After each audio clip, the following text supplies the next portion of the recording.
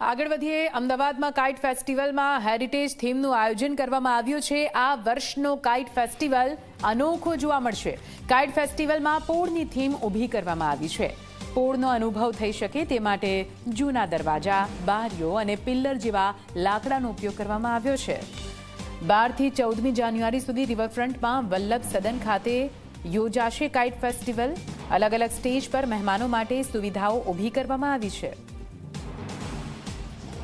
10 જાન્યુઆરીથી 12 જાન્યુઆરી પ્રધાનમંત્રી નરેન્દ્ર મોદી ગુજરાતના પ્રવાસે છે।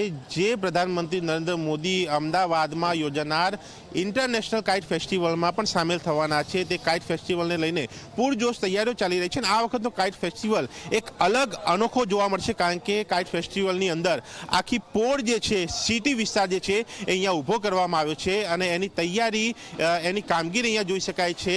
સતત જેને કામગીરી સોંપવામાં આવી છે એના નિરીક્ષણ હેઠળ આ પ્રોજેક્ટની કામ જે છે એ પૂરજોશ આગળ ધપાવવામાં આવી રહ્યું છે અને સિટી વિસ્તાર, પોળ વિસ્તાર કે જે વિસ્તારમાં તમામ તહેવાર લોકો એક સાથે મળીને ઉજવે છે, તેમાં પણ ઉત્તરાયણ આવે ત્યારે લોકો પોળના ધાબા ભાડે રાખીને ત્યાં એકઠા થઈને એ ઉત્સવ મનાવતા હોય છે, એ એકતાનો સંદેશ આપતા હોય છે।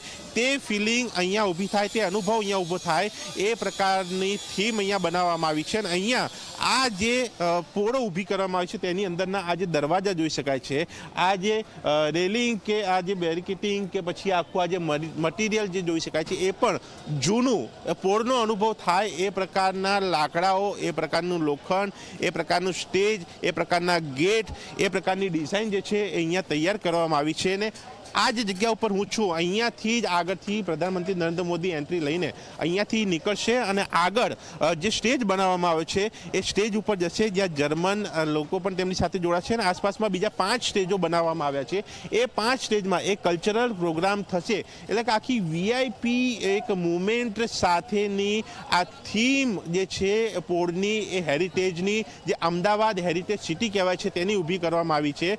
ત્યાં એક અલગ અનુભવ એ પ્રધાનમંત્રી નરેન્દ્ર મોદી કરી શકે, એ લોકો કરી શકે એ પ્રકારનું આયોજન કરવામાં આવ્યું છે અને આ વખતે વિવિધ પ્રકારનું આયોજન અને તેમાં આ થીમ અને સાથે અટલ બ્રિજની પ્રતિકૃતિ, બીજી પ્રતિકૃતિ, બીજા કલ્ચરલ પ્રોગ્રામ અને પતંગબાજો જ્યારે સામેલ થવાના છે ત્યારે કોઈ પણ પ્રકારની ચૂક ન રહી જાય એ ખાસ ધ્યાને રાખીને એક હેરિટેજ થીમને પ્રોત્સાહિત કરવા માટેનું આયોજન જે છે આ ઇન્ટરનેશનલ કાઇટ ફેસ્ટિવલમાં જોવા મળ્યું છે।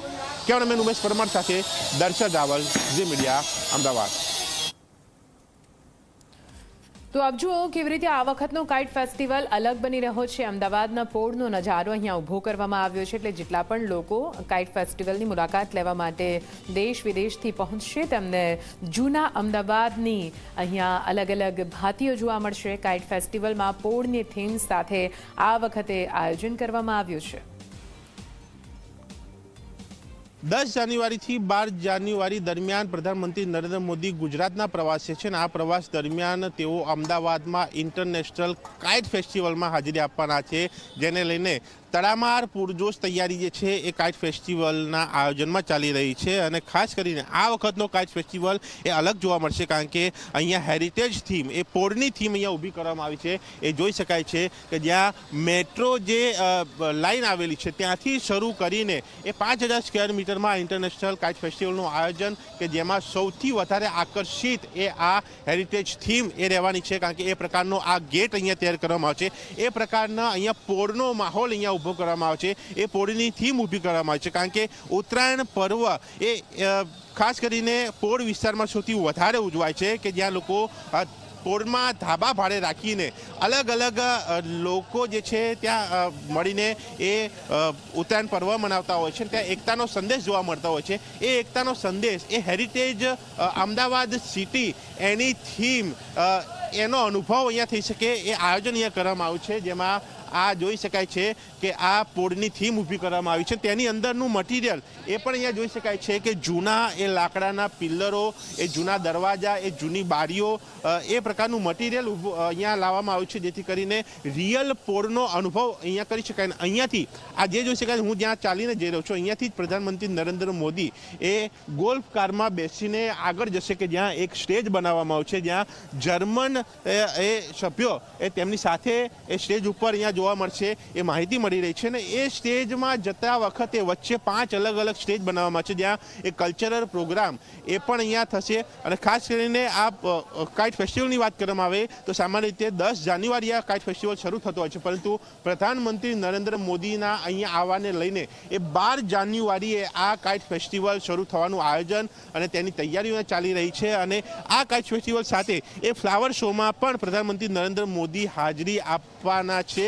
ત્યાં પણ એ પ્રકારની તૈયારીઓ છે. અને અહીંયા આ જે પોળની થીમ અહીંયા ઊભી કરવામાં આવી છે, ત્યાં કોઈ પણ પ્રકારની ચૂક ન રહી જાય અને રિયલ પોળનો અનુભવ થાય એ ખાસ ધ્યાને રાખીને પૂરું આયોજન કરવામાં આવ્યું છે, કે જ્યાં એ પ્રધાનમંત્રી નરેન્દ્ર મોદીની મુલાકાત બાદ લોકો માટે પણ આ એક જગ્યા, એક આકર્ષણનું કેન્દ્ર, એક સેલ્ફી પોઈન્ટ, એક ફોટો પોઈન્ટ બની રહેશે. અને ત્યાં લોકો પણ એક અલગ અનુભવ જે છે એ કરી શકશે.